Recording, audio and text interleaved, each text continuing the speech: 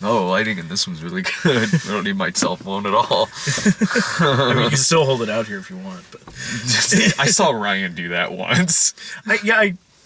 I assume he has a really good reason for it, a very technical reason. He had like a red lamp on it, or a different color. He had it sitting on here. It's like, I get it, Ryan. You have a better phone than me. It's like my Franken phone. Get a nice color flush on him. So there's 2 movies playing this weekend. One of them's terrible, and one of them is one of the best movies I've seen all year. The other movie I saw this weekend is Fantastic Four. Guess which one the terrible one is? You didn't like this one? I am shocked. Shaun the Sheep. Actually, I hear that's really fucking good. So actually, from what I understand, there's 2 great movies come out this weekend. So we just got out of The Gift, which was originally supposed to have a pre-showing last night. It was scheduled as one. Like, I texted you earlier in the week. And then at the last minute, not only did they take away the pre-showing for The Gift, they moved it over here to Parkway, the smaller theater in town. Which I always forget how terrible the inside of Parkway Theater looks until we go there. It's not as bad as Showplace 8. Like, at least, like, I'm not hearing on the floor like at Showplace 8. That is true. And we're not hearing gunfire in the background when we're in the parking lot. This movie, it made me so happy that this movie had granted, I know it's only playing on one screen in town, so this is why, but this had a much, much bigger audience at it than Fantastic Four did. That being said, that we were about the youngest people in attendance. Yeah. But, yeah. I mean, we were at like the 6:40 showing, so, you know, it's kind of out of our normal time frame just a little bit. A little. Like, not as bad as the first summer we started doing this, when they were all literally at midnight.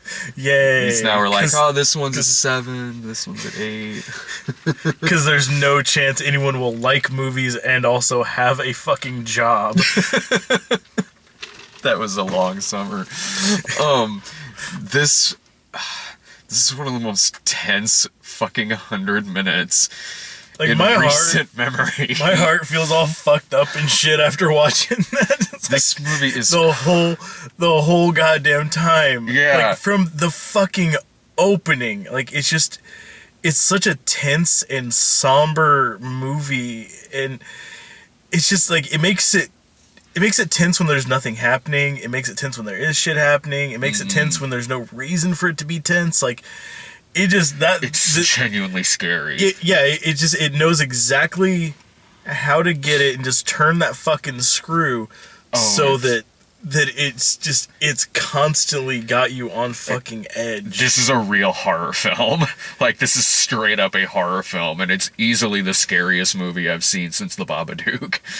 It's easily the best horror movie I think I've seen from, like, Blumhouse. Yeah, I didn't know it was Blumhouse until we went in. And like, I saw that logo pop up, but even that was, like, they had a different version of their little logo. They did. The house wasn't nearly as haunted in the logo. Yeah, like, I mean, you guys are probably seen the Blumhouse logo. If not, you can find it on fucking line or just watch any of their movies. It, has, like, this very sprawlingly cinematic build to their logo that has, like, panning around this abandoned looking house, and it's slowly getting creepier and shit's floating, and this is daytime girls in the house. Yeah, this one, like, it pulls up their logo and it's just like showing like the corner of this room like it usually does, but it's well lit and it's nicely painted. It looks like just really nice. It's like, because it's a much more well lit and well made movie than The Gallows. The Gallows goes along with their usual production logo. This one here was really cleaned up and nice, and so was the movie. Like, it's like, that's how we're gonna tell now. Like, if we sit down as like Blumhouse logo and it's well lit, it's like, okay, this might be really good. I should prepare myself. Yeah, it was the maid's day at work at the Blumhouse logo. I imagine this is the same Blumhouse logo that's at the beginning of, because they also released, of all things, Whiplash. I'm guessing that's the same one they used there. It's Blumhouse is weird. Like, it's either either you might see some cool shit or you might get the gallows. Like, it's not that I walked into this expecting that I'd get the gallows, but I immediately, like, even though like early buzz for this was really positive, I immediately had a twinge of doubt in my gut as soon as I saw that logo pop up, because usually when I see that logo, it's usually before like something that's kind of like a cheesy horror film. Mm-hmm. And that was the last thing I wanted out of this, was for it to be kind of cheesy. Well, this movie has 2 jump scares in it, and they're both fan-fucking-tastic. They are both like, there's not a jump scare in this movie until maybe about halfway through, and then there's another one not long after that. Both of them are not only earned, but it gets a fucking earned reaction from the audience. Like, this is like a shit like that done right, because the audience jumps, because the whole from beginning to end, the movie is tense, and until then you saw sequences that in a shitty movie like this would have some kind of stinger to it, like when it pans over and Gordo is standing in the window. Yeah, like shit like that. Because yeah, like from the early trailers, before anything was heard about this one, I was kind of picturing something more in line with like No Good Deed, or I wasn't expecting even something like The Box, you know, like oh yeah, something more in that vein. Like, oh, it's like The Good Son, but they're grown-ups or something like that. But I mean, yeah, like this one, it comes out swinging. Like it just starts turning the gears and tightening the fucking screws, and then when it does hit like one of those brief moments where the audience screams and then instantly starts laughing, it's amazing. Yeah, I've never heard so many old people scream in my shit life. Their pants. Like, the reaction in there is the reaction that you generally see in those like crowd reaction trailers for like Paranormal Activity, where they get the most jumpy fucking like ADD caffeine, you know, induced like teenagers to just jump at everything. Oh, that must mean the movie's really scary. They're putting it in the trailer. Surely this movie's going to be really good. They're opting showing that instead of footage from the movie. Nothing sells me on your movie more than not showing me your movie.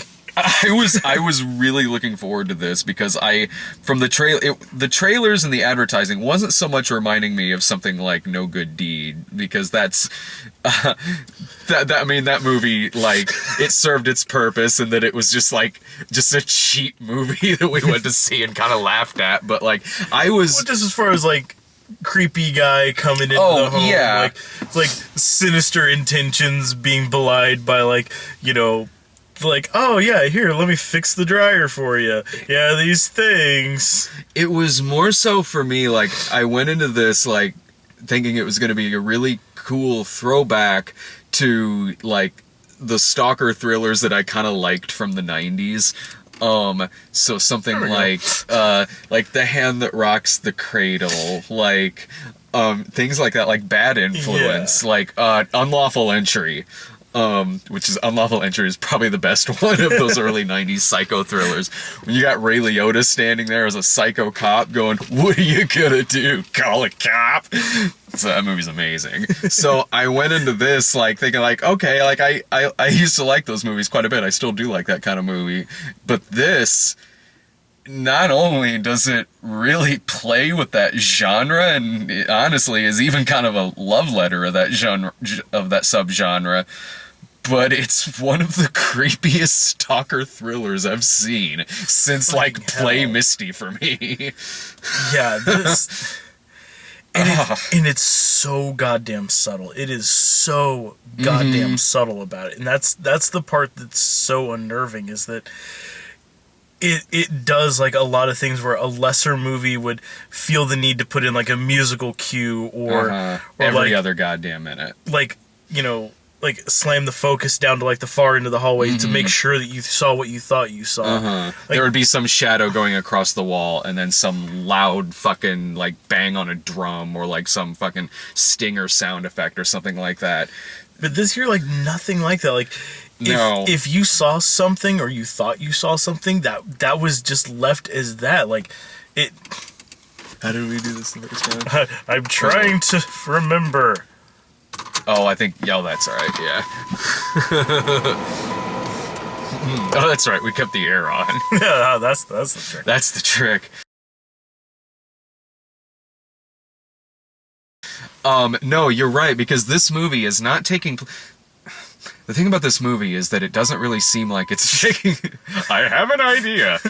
Nothing from you, Car. Is that it seems like it's taking place in a more realistic environment and not a movie environment, because every single conversation in this movie is a real world conversation where people are talking over each other, people are interrupting each other, there's different conversations and different people talking at the same time, stammering and stuff, or just like odd things that like keep playing out in the background well after they should have, like that party scene towards the beginning, whenever he was doing like the meet and greet around like the office there. Yeah. And his like coworker boss guy introduced that one guy's wife wrong. Like, it's like, oh, this is Ted and his wife Janine. It's like, actually it's Jane, but she'll answer to anything. And this woman just has this really offended look. And then for like the next like 15 seconds while they're like going into the background here, you just see like this very tense moment unfolding between like this husband who was just being like, you know, like, yes man in front of his boss, and just playing along with the joke, and this woman who was just absolutely offended by it, and then it looks like them getting in like a little actual miniature fight about in the it. background. It's like, and that's just like a thing that's just happening, like like everything feels so organic in it, you know, like when... There's parts where you see Gordo just standing in the background, like it's Michael Myers in the original Halloween. Yeah, I mean, which is not fucking, you know, intimidating at all. Just and that's the thing, is like he's not an imposing looking guy. He's a realistic looking imposing. He's not like the kind of He's the guy you should actually be worried about. he's not the kind of villain that like he's not a movie villain. He's not like that you get like, you know, kooky character actor to play or something like that and you have a good time watching somebody be crazy. It's not that. Like, just the simple looks in this guy's face. Like, the part that's sticking out to me is when Jason Bateman asks him if he's married, and it lingers on Joel Edgerton's face for what is honestly probably only maybe a few seconds, but it's so scary. Felt like forever, because it was just, the look on his face was kind of like, shit, I'm caught, fuck, what do I say? But also at the same time, just like oddly unnerving, because he doesn't move, he doesn't flinch, he doesn't blink, he never fucking blinks. And yeah, it's just it's so goddamn unnerving the way he acts, because he's acting like a real guy. Like, this is the guy that you should actually be warning your children about. Yes. Like if for nothing else, like, this is the sort of feeling that like they were trying to, like, that they were evoking and stuff, like 8mm. Whenever he like comes face to face with the fucking machine, it's it's like, the fuck did you expect? You know what? Also, what really, a couple of things here. One, I mean, this is a kind of real human horror that, I mean, there's some people that can either look at this and kind of be like, I've sort of like, I don't know how many people have been in a situation like this, but, you know, maybe you'd be talking to somebody and the person would be really creepy, or you just really, really don't trust them. And then maybe your girlfriend or your wife will say something like, I don't know, I thought they were nice or something. And you're really trying to convey, like, no, there's something wrong here. I've been in that situation before, and it's not fun. So the first part of this movie was terrifying for me in that regard. Much in the same way Play Misty for me was too, because it's like you know that this is not a good thing that's happening, but there's no possible way on earth that you can ever get that point across. Yeah, and it's so scary watching that in this movie. And not only that too, what also makes it also really unseemly is that the really seediness and the real menace to it isn't all on Joel Edgerton. From the beginning of this movie, there's also something not quite right about Jason Bateman's character. Yeah. It's kind of one of those things, like, it's like, at a point, it reaches that little spot where, like, the scales just kind of tip, and you're like, shit, is Bateman the bad guy? And this guy's just some, like, doofy fucking schlub who's just really in a bad situation? Like, no. It's like, I don't know who I should be rooting for. I don't. The wife, I feel comfortable rooting for her. Yeah, I feel comfortable rooting for the pregnant lady over intense Jason Bateman, who you really don't trust in this, because you find out as the movie goes. This is where we're gonna get into some spoilers, I think, and, like, honestly, if you haven't seen this movie, really stop watching it. Really stop watching the review at this point. Yeah. Yeah, and then come back, and you're back. Welcome back. What'd you think? Good, right? It was great, right? Fucking Christ. Take a minute to breathe. You'll need it. Yeah, take a piss, take a shit, take some anti-anxiety pills, because fucking Christ, did I pick the wrong month to stop smoking. I was gonna say, smoke if you do, if you don't start. Yeah. If you recently quit, I'm sorry. You picked a bad day. Yeah, fuck. So, you find out halfway through this movie, actually maybe a little longer than halfway through this movie, that Jason Bateman was a bully in school, and they at first, like, I mean, you really don't know where this is going. Like, you don't know if he, like, molested him at one point.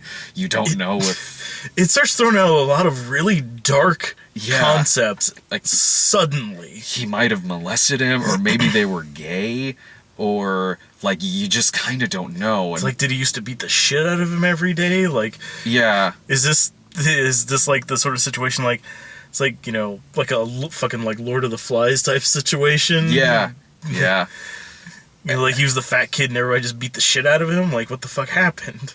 And that's basically, Bateman just simply didn't like him and just started spreading around rumors about him to where did he get kicked out of school, or did he end up leaving on his own accord? It sounded like they ended up pulling him out of school because he was getting just bullied so much by everyone after that.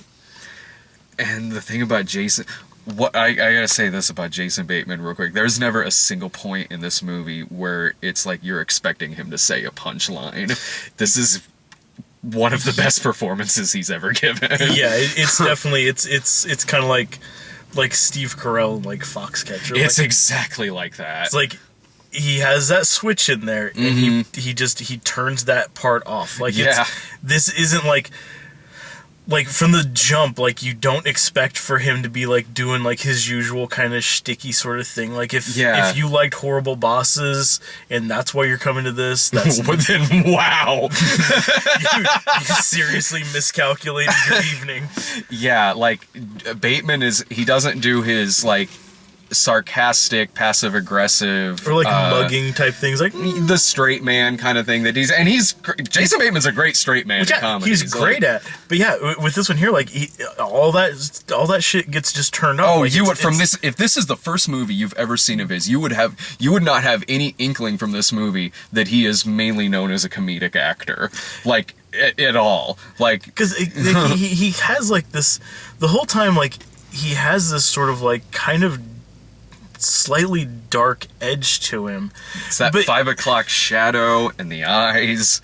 But it's like, you kind of think, like, with the weird shit going on and this guy being super weird and super imposing, that you kind of just think, like, okay, well, he's just being really guarded, he's being really defensive about this. But then once it kind of makes that turn, and it's like, oh no, you were a total shithole. And still is a shithole. And still is like, all of a sudden, everything that he's been doing to this point, you're like, you know what? I totally believe that he was a complete piece of shit as a kid. Yeah.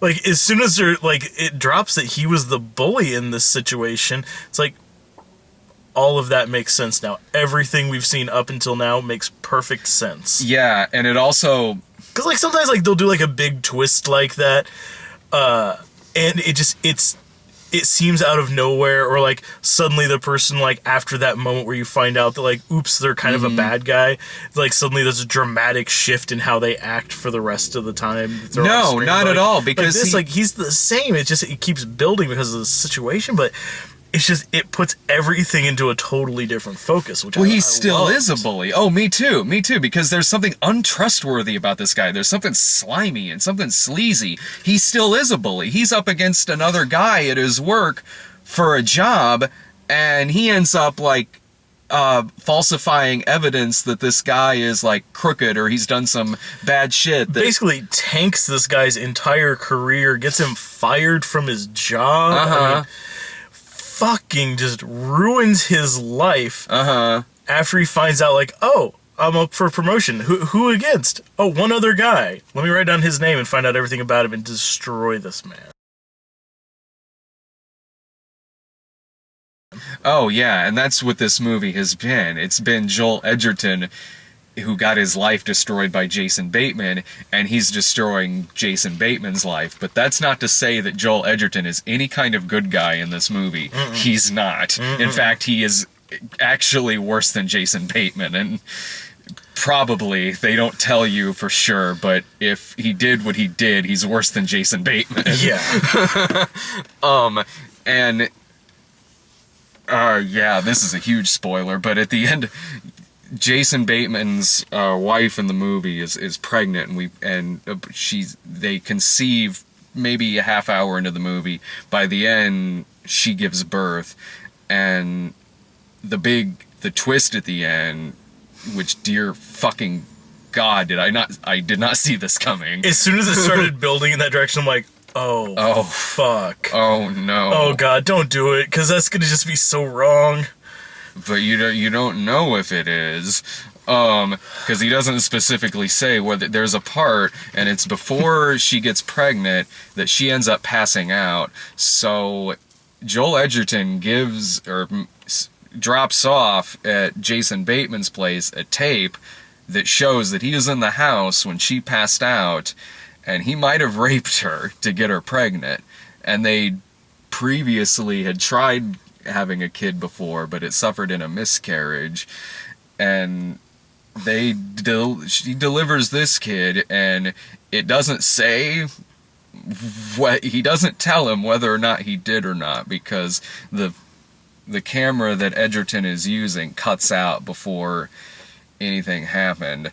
And also, right after she gave birth, she basically said she's leaving Jason Bateman, his wife. So he's lost his wife, he's lost his job, because they find out that he ended up, like, falsifying evidence against this guy.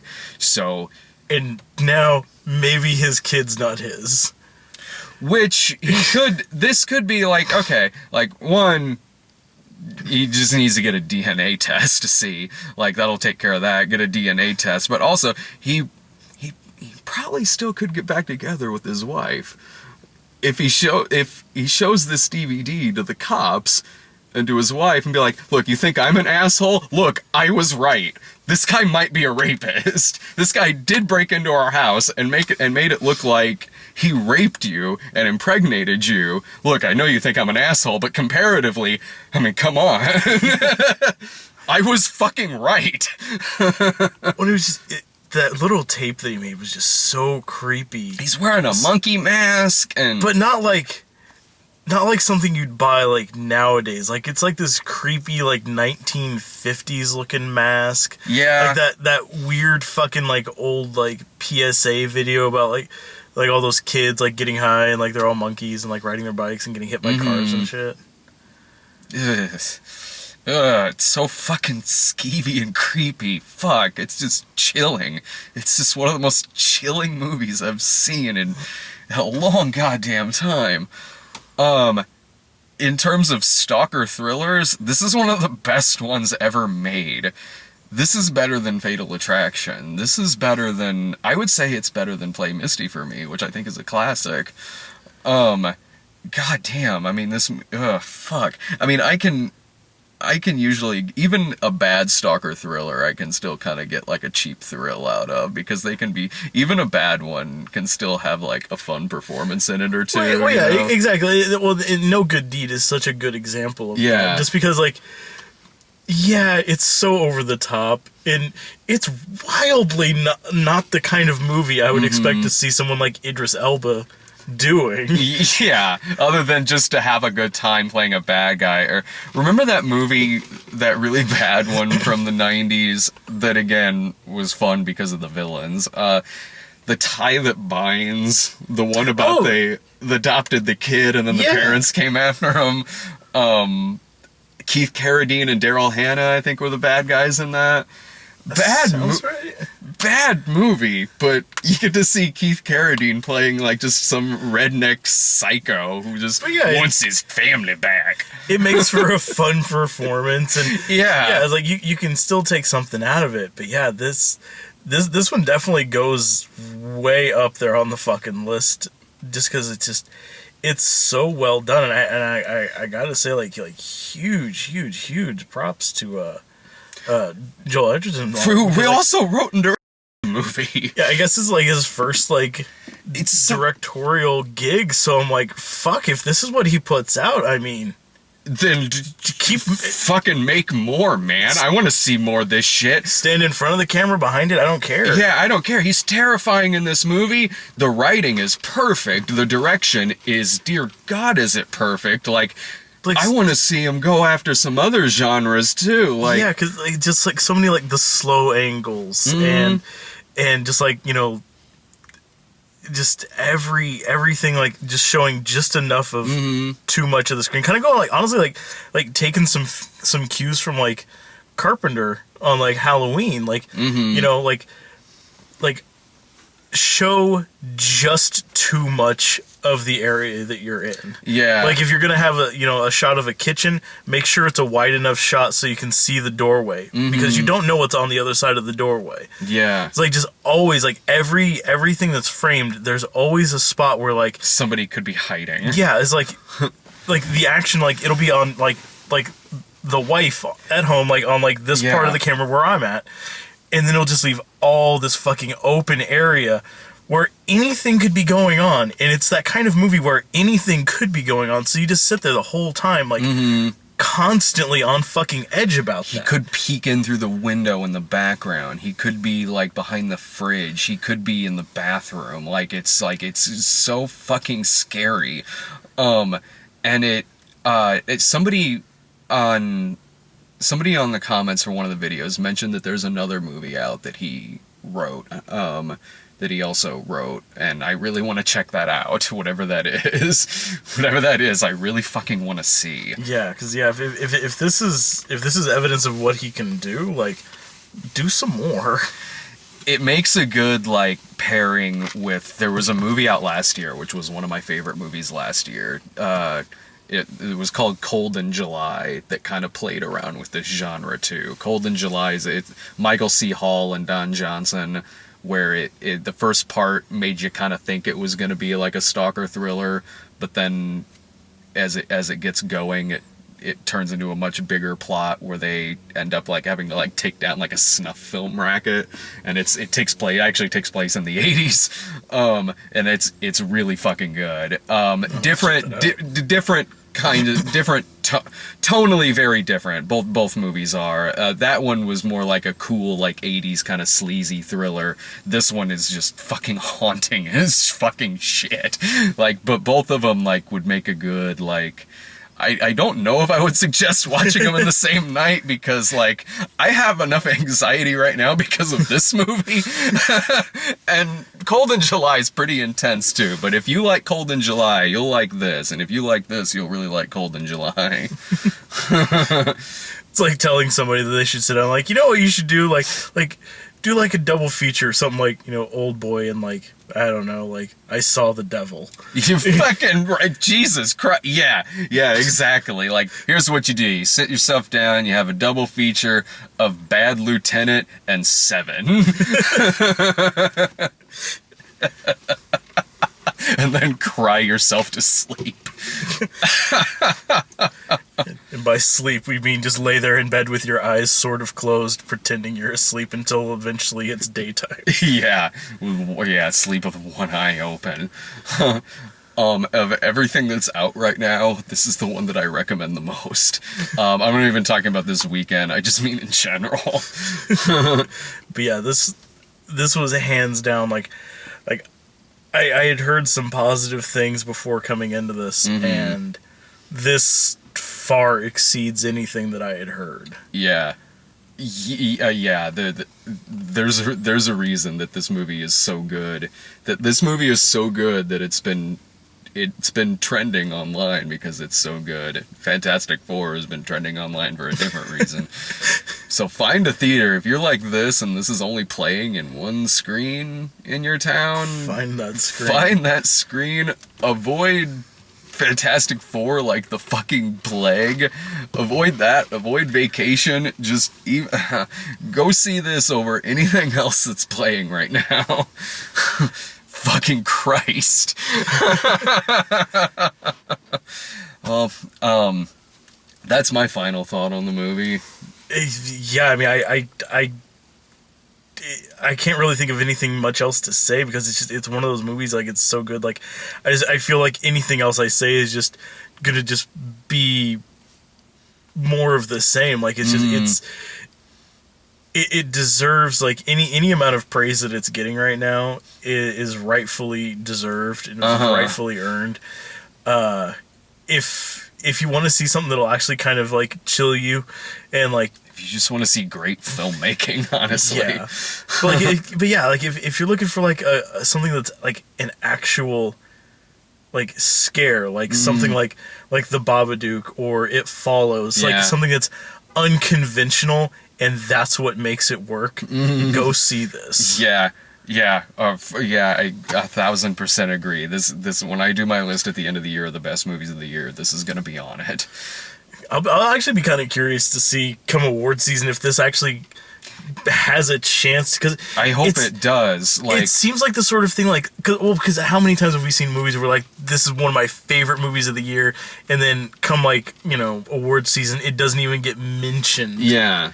You know, it's like because of the type of movie it is, or just because of, like, you know, like, the actors in it. Like, sometimes it just seems like what wasn't in the mix for this one, because this, for me, this this had everything you could hope for a movie, you know, that you'd want to see win something. The writing deserves an Oscar nod. The direction does. The movie does. Jason Bateman does. The cinematography is fantastic.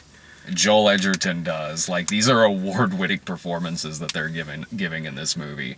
Again, I really like Joel Edgerton as an actor, and this is one of his best performances. This is definitely one of Bateman's best performances. Again, an actor I really like. Well, and it kind of holds to the precedent that, you know, people like Robin Williams kind of set. Comedic actors can do fine in comedies, but goddamn can they play dark movies fucking great. Yeah.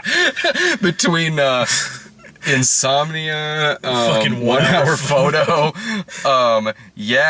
exactly. It's like that. That same place that comedy comes from. This shit. There's some dark shit there too. There's some dark shit that's in there. It can bring about something like this, or it could bring about some comedy, and both of them are going to be really good, probably. Yeah. I sincerely hope that somebody or something about this ends up winning something, because it's deserved. It's really deserved. So yeah, fuck it, go out, watch it. Hopefully you watched it already, because we warned you. Yeah, and that will, I feel, diminish the viewing pleasure of it if you didn't. So that's your fucking fault. We're not hitting pause. Yeah, exactly. I don't know. Maybe they're just our hands and shit. Like, maybe they're not really gonna do it. They wouldn't really give it away. There have been reviews that we have started with, like, all right, so the twist is, like, I didn't like this movie. He's a ghost. Deal with it. Shortest review ever. 3 seconds long, just the twist. Alright. Next week is, who gives a fuck what's next week? Just go see this movie. Also, watch again.